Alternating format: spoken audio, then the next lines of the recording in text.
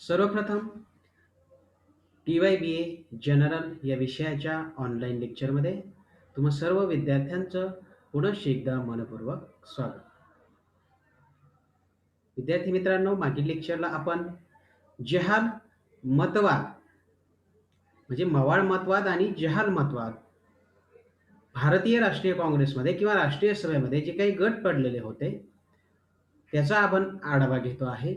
या अगोदर मवाळ मतवाद आपण बघितलेला होता.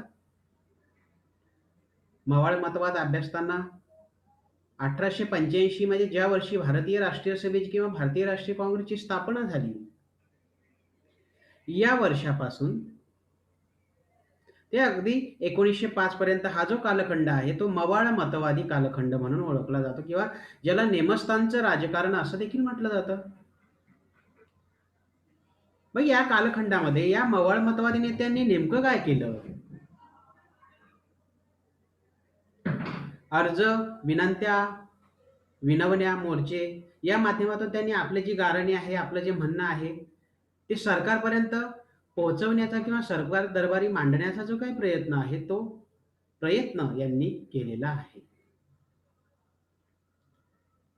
मग हा मवाळवाद अभ्यासत असताना जेव्हा कोणत्याही प्रकारे ब्रिटिश प्रशासनावर त्याचा कोणताही प्रभाव दिसेना, मग एक गट असा होता की 1905 नंतर की तुमचा अर्ज, विनंत्या, मोर्चे या माध्यमातून तुमची कोणतीही गाऱ्हाणे किंवा म्हणणी जी आहेत ते काही सरकार मानायला तयार नाही. पर्यायानं एक जहाल मतवाद प्रकट करणारी एक जी तरुण पिढी आहे ती या भारतीय राष्ट्रीय काँग्रेसमध्ये उदयास आली. ज्याला लाल बाल पाल म्हणतात बघा. लाला लजपतराय, लाल बाल बाळ गंगाधर टिळक आणि बिपिन चंद्र पाल, अरविंद घोष हे जे काही नेते होते यांनी या जहाल मतवादाचा पुरस्कार केलेला आहे. म्हणजे तुमचं विनंती, अर्ज किंवा तुमचं विनवण्या, तुम्ही केलेले मोर्चे या माध्यमातून तुमचे प्रश्न ब्रिटिश दरबारी किंवा शासन दरबारी ते काही सुटू शकत नाही. त्यासाठी वेगळ्या मार्गाचा अवलंब करायला पाहिजे. मग त्यातूनच शस्त्र क्रांतीचा जो काही मार्ग आहे तो या जहाल मतवाद्यांनी मांडला. त्यांना स्वराज्याऐवजी आहे ते अगदी स्वातंत्र्याची जी प्राप्ती आहे ती व्हावी असं त्यांचं मत होतं. मग आता या लेक्चरमध्ये आपण साधारणतः म्हणजे मागच्या लेक्चरला बघितलं बघा आपण मवाळ मतवाद. मग आता हा मवाळ मतवाद जेव्हा आपण अभ्यासला आहे की नाही, पण नेमकं काय झालं होतं अचानक काहीतरी नेटवर्क इश्यूमुळे ते जे लेक्चर होतं ते डिस्कनेक्ट झालं आहे की नाही. मग त्याच्यामध्ये मला वाटतं एक का काय एक दोन मुद्दे राहिलेले होते.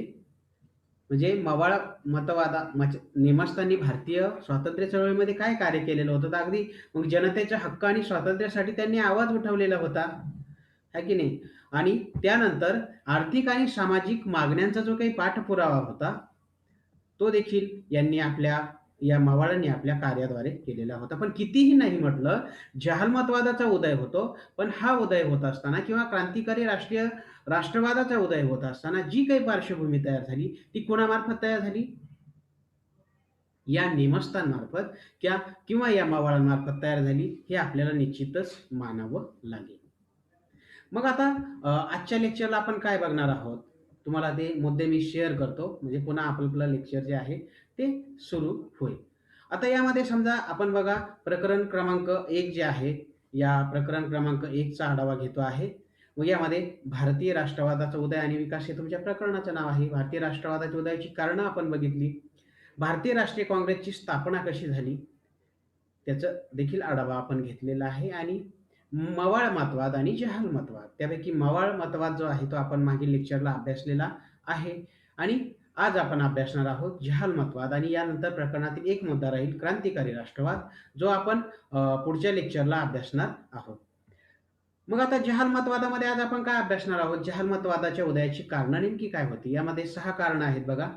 काँग्रेसच्या नेमस्थ धोरणावर अविश्वास, 1892च्या कायद्याने झालेला भ्रमनिराश, आंतरराष्ट्रीय घटनांचा पडलेला प्रभाव, त्यानंतर ब्रिटिश शासनाची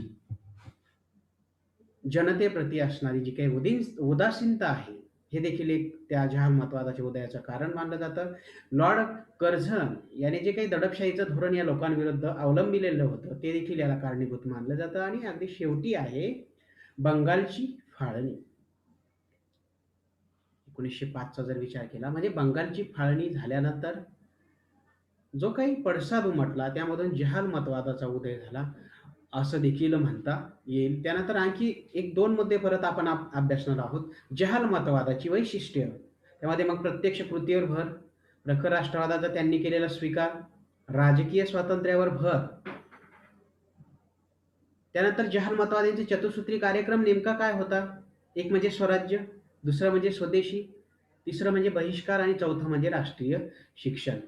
म्हणजे अशा पद्धतीनं या वेगवेगळ्या मुद्द्यांचा आढावा आपण या आजच्या लेक्चरला घेणार आहोत.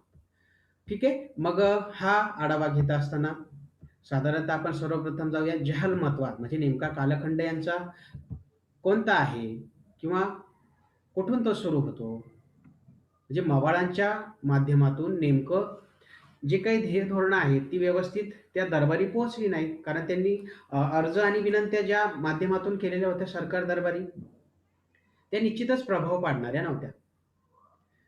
मग आता या जहाल राष्ट्रवादाचा जो काही उदय झाला, यांनी काय केलं, की स्वराज्याच्या ऐवजी आम्हाला स्वातंत्र्य प्राप्ती हवी आणि त्यासाठी यांनी शस्त्र क्रांतीचा मार्ग देखील अवलंबला. जहाल राष्ट्रवादाच्या उदयाची कारणे अभ्यासत असताना पहिलं म्हणजे काँग्रेस नेमस्त धोरणावर अविश्वास. म्हणजे काँग्रेसचं जे नेमस्त धोरण होतं, या मावळांचं जे धोरण होतं, त्याच्यावर अविश्वास दाखवलेला आहे थोडक्यात. तो जो अविश्वास आहे, म्हणजे मवाळ विचारांवर, म्हणजे ह्या मवाळ विचारसरणीच्या काँग्रेसमधील जे काही नेते होते, त्यांनी अर्ज आणि विनंत्यांद्वारे आपलं जे म्हणणं होतं ते ब्रिटिश दरबारी मांडण्याचा प्रयत्न केला, पण त्याला फारसं यश आलं नाही. ब्रिटिशांनी ते फारसं मनावर घेतलेलं नाही. मग पुढील काळातच नेमकं काय झालं, की आता हा मार्ग आपल्याला उपयुक्त नाही, असं मत कोणी मांडलं? या जहालमतवाद्यांनी मांडलं. मग यामध्ये लाल बालपाल जे होते, समजा लाला लजपतराय होते, बाळ गंगाधर टिळक होते, बिपिन चंद्र पाल आणि अरविंद घोष या नेत्यांनी यामध्ये प्रामुख्याने पुढाकार घेतलेला दिसतो. मग थोडक्यात त्या नेमस्थानावर अविश्वास त्यांना वाटला, परिणामी जहालमतवादाचा जो काही उदय आहे तो झालेला दिसतो. त्यानंतर 1892 ला एक कायदा आलेला होता. मग या कायद्याने केलेला भ्रमनिराश हे देखील या जहालमतवादाच्या उदयाचं कारण मानलं जातं. ब्रिटिश सरकारने राजकीय सुधारणा करणारा 1892 चा कायदा पास केलेला होता. त्यातून ज्या काही बऱ्याच मागण्या होत्या, त्या मान्य होतील व काँग्रेसच्या व्यासपीठावरून व्यक्त झालेल्या मतांचा आदर राखला जाईल, अशी एक अपेक्षा होती.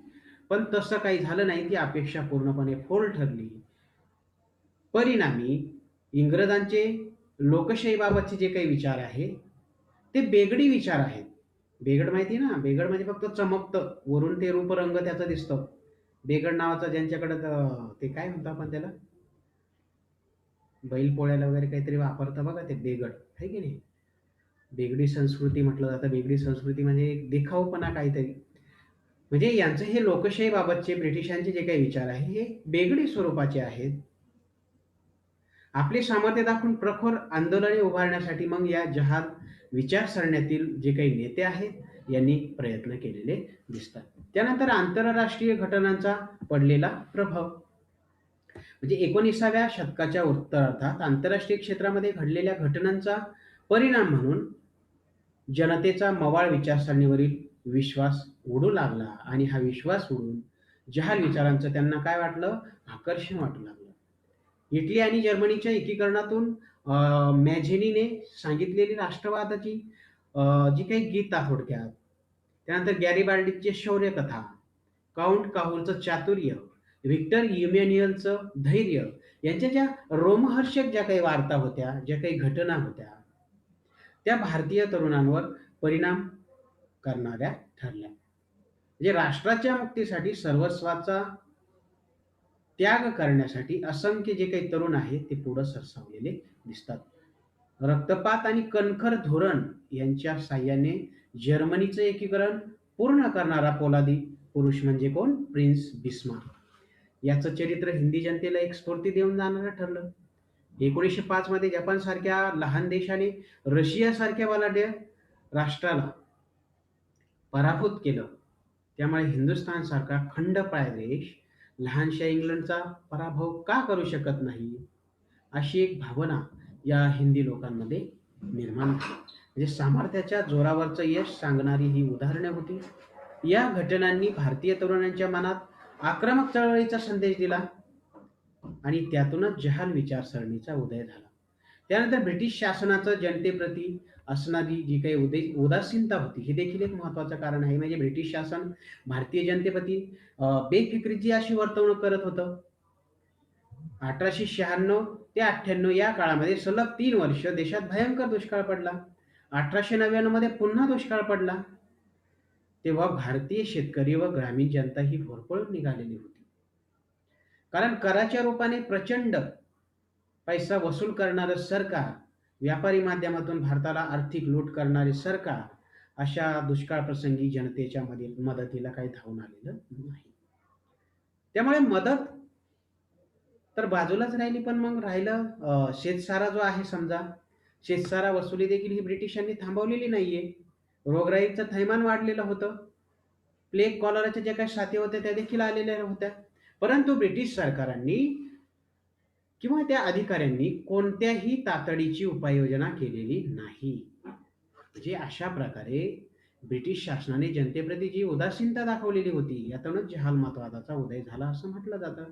त्यानंतर तुमचा जो आहे लॉर्ड कर्झन, स्थानिक स्वराज्य संस्थांवर लॉर्ड कर्झनने जे आत्यंतिक दडपण आणलेलं होतं,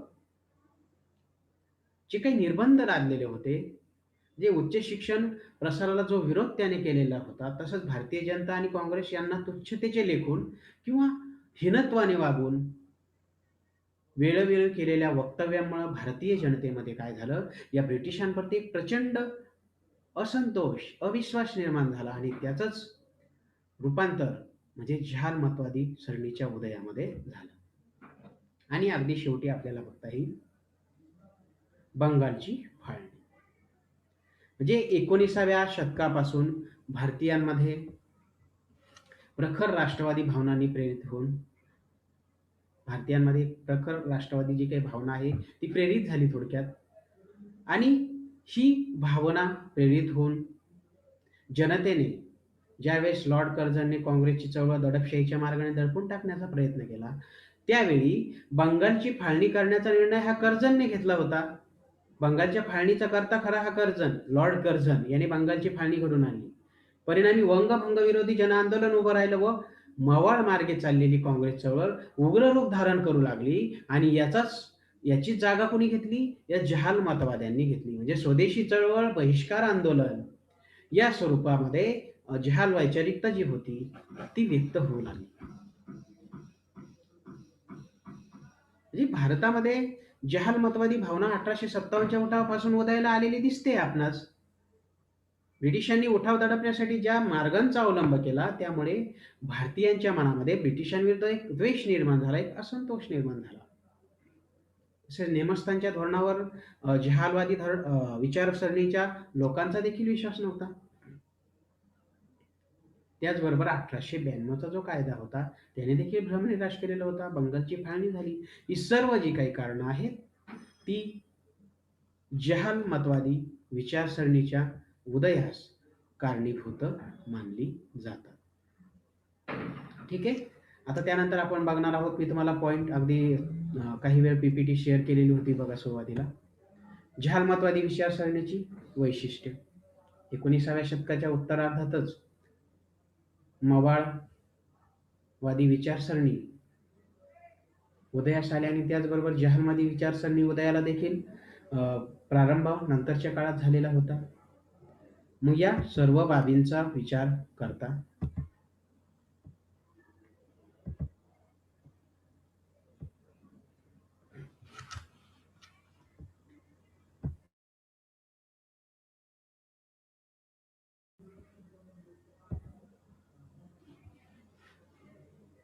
भारत हा भारतीयांचा आहे. म्हणजे या देशावर इंग्रजांनी जबरदस्तीने जे काही राज्य होतं आपलं ते प्रस्थापित केलेलं होतं. मी तुम्हाला पहिलेही सांगितलं की हे जे काही ब्रिटिश होते ते व्यापाराच्या निमित्ताने खरं तर भारतामध्ये आले आणि एक राजकीय बाबतीमध्ये हस्तक्षेप करण्याचं जे काही काम होतं ते या ब्रिटिशांनी केलेलं आहे. जे इंग्रजी शासनाला त्यांचं स्थान दाखवून देण्याची वेळ आता आलेली होती आणि यासाठी मागण्या, विनंती, अर्ज, हेवे दावे यासारख्या या गोष्टींचा काही उपयोग होणार नाही. भारतीयांना हक्क देण्याची जी काही वेळ आहे, थोडक्यात हक्क जर मिळवून द्यायचे असेल, तर त्यासाठी सशस्त्र लढा जो आहे, तो अंगीकारला पाहिजे. म्हणजे कोणतेही हक्क हे काही भीक मागून मिळत नसतात. त्यासाठी प्रत्यक्ष संघर्ष करावा लागतो. प्रत्येक शब्दाला कृतीची जोड द्यावी लागते आणि ती एक काळाची गरज आहे ही यामागील एक भूमिका होती. मग यांनी काय केलं? प्रत्यक्ष कृतीवर भर दिला. भारताला स्वातंत्र्य मिळावे म्हणून केवळ मोर्चे, निदर्शने, हरताळ, सार्वजनिक सभा यासारखे मार्ग उपयुक्त ठरणार नाहीत. जहाल राष्ट्रवाद्यांचं राजकीय तत्त्वज्ञान काही मूलभूत विचारांवर आधारलेलं होतं. म्हणजे अर्ज विनंत्या हा जो प्रकार होता त्यांना मान्य नाही. सशस्त्र क्रांती काय असेल, शस्त्राचा वापर करण्याची जरी वेळ आली तरी ती आपण करणार. प्रखर राष्ट्रवाद, राष्ट्रवादाचा यांच्यात म्हणजे थोडक्यात बहुजन समाजाला स्वातंत्र्य लढ्यामध्ये सहभागी करून घ्यायचं असेल तर त्यांच्यात प्रखर राष्ट्राभिमान जागृत करणं गरजेचं आहे आणि राष्ट्राभिमान जागृत करण्यासाठी भारतीय इतिहासातील महान व्यक्ती जनतेची स्फूर्तिस्थाने बनवली गेली पाहिजेत. म्हणजे एक प्रखर राष्ट्रवाद या जनतेमध्ये जेव्हा निर्माण होईल, तेव्हा कुठेतरी या राष्ट्रवादाचा उदय होईल किंवा राष्ट्रवाद आपला सफल ठरेल. त्यानंतर यांनी राजकीय स्वातंत्र्यावर भर दिलाय, आहे की नाही? सामाजिक सुधारणा अगोदर की राजकीय सुधारणा याच्यामध्ये देखील वाद होता, पण यांनी काय केलं? जहालमतवाद्यांनी अगोदर राजकीय सुधारणा करणं गरजेचं आहे. जेव्हा राजकीय सुधारणा होईल, देश राजकीय बाबतीत सुधारित होईल, तेव्हा कुठेतरी सामाजिक सुधारणा आपोआपच होतील, असं त्यांचं मत होतं. त्यानंतर अगदी प्राचीन धर्मसंस्कृतीचा देखील त्यांनी विचार केलेला आहे. म्हणजे अशा प्रकारे म्हणजे मग त्यांचा आपण काय म्हणतो वैशिष्ट्य बघितल्यानंतर जहालमतवाद्यांचा चतुसूत्री कार्यक्रम काय सांगते? लॉर्ड कर्झनने बंगालची फाळणी जाहीर केल्यानंतर संपूर्ण भारतात बंगालच्या फाळणीविरोधी चळवळ उभी केली. म्हणजे कोणी केली? तर हे जे काही इतर लोक आहेत राष्ट्रहिताचा विचार करणारे, खरं तर बंगालची फाळणी त्यांना मान्य नव्हती. या चळवळीचं नेतृत्व महाराष्ट्रातून कोणी केलं असं तर लोकमान्य टिळकांनी. बंगालची फाळणी करायची जाहीर केल्यानंतर साधारणतः 1906 मध्ये राष्ट्रीय सभेचं अधिवेशन भरलं. त्या अधिवेशनात लोकमान्य टिळकांनी वंगभंग जे आंदोलन होतं थोडक्यात, या आंदोलनाचा स्वीकार म्हणजे अधिक सक्षम आणि तीव्र करण्यासाठी व आंदोलनाला निश्चित असा एक दिशा देण्यासाठी स्वराज्य, स्वदेशी, बहिष्कार आणि राष्ट्रीय शिक्षण या चतुसूत्री कार्यक्रमाचा जी काही रूपरेषा होती या कार्यक्रमाची ती देशासमोर मांडलेली आहे. मग आता ही 4 तत्व नेमकी काय होती? स्वराज्य पहिलं म्हणजे ब्रिटिशांच्या परकीय गुलामगिरीतून मातृभूमीला पूर्णतः मुक्त करून भारतीय लोकांचं राज्य येथे स्थापन करायचं होतं. म्हणजे हे स्वराज्यामध्ये अभिप्रेत होतं. त्यानंतर आहे समजा स्वदेशी. भारतीय म्हणजे ब्रिटिश भारतीयांचं आर्थिक सत्तेच्या मार्फत शोषण करीत होते. भारताला कच्चा माल पुरवणारी बाजारपेठ असं एक स्वरूप या ब्रिटिशांनी भारताला दिलेलं होतं. कारण ते कच्चा माल इथून उचलत होते. तर सर्वच भारतीयांनी त्यांच्या दैनंदिन जीवनात लागणाऱ्या ज्या विविध वस्तू आहेत, त्या केवळ आपल्याच देशात तयार होणाऱ्या वापरल्या. अर्थातच स्वदेशी वस्तूच केवळ वापरल्या तर आपल्या देशातील लोकांचे होणारं जे काही आर्थिक शोषण आहे, ते निश्चितच थांबेल. ब्रिटिश ज्या आर्थिक सत्तेच्या जोरावर येथे दडपशाही निर्माण करत आहेत, ती त्यांना करता येणार नाही आणि भारतात आपल्या भारतीय उद्योगांचा विकास होईल. त्यानंतर आहे बहिष्कार. म्हणजे भारतातून कच्चा माल इंग्लंडला नेऊन तेथे पक्क्या मालाच्या स्वरूपात तो तयार करायचा आणि पुन्हा तो माल भारतीय बाजारपेठेमध्ये जास्त किमतीला विकायचा आणि पैसा मिळवायचा. म्हणजे तुम्ही परदेशी मालावर बहिष्कार टाका. हा देखील एक चतुसूत्रीचा एक कार्यक्रम होता. आणि अगदी शेवटी राष्ट्रीय शिक्षण. जे ब्रिटिश मालाप्रमाणे ब्रिटिश शिक्षण, भाषा यांचा त्याग करून राष्ट्रीय भावना वाढीस लावणाऱ्या राष्ट्रीय शिक्षणाचा पुरस्कार करायला पाहिजे, की जेणेकरून भारतीयांमध्ये राष्ट्रीयत्वाची जी काही भावना आहे किंवा एकात्मतेची जी भावना आहे ती वाढीस लागेल. ठीक आहे. जहालमतवाद आपण बघितला. 1905 नंतर म्हणजे जेव्हा त्यांना समजलं, की आता मवाळ मार्गांनी काहीही आपल्याला मिळू शकत नाही. जहालमतवादी धोरण आपण स्वीकारणं गरजेचं आहे. मग त्याच्यातून आपण बघितलं जहालवादाच्या उदयाची कारणं बघितली, जहालवादाची वैशिष्ट्ये बघितली आणि त्यानंतर जहालमतवादीचा चतुसूत्री कार्यक्रम आपण बघितला. तर नेक्स्ट लेक्चरला आपण क्रांतिकारी राष्ट्रवाद हा प्रकरणातील शेवटचा मुद्दा बघणार आहोत. सो आज आपण इथे थांबूया. हं? पुन्हा भेटूया पुढील लेक्चरला. धन्यवाद.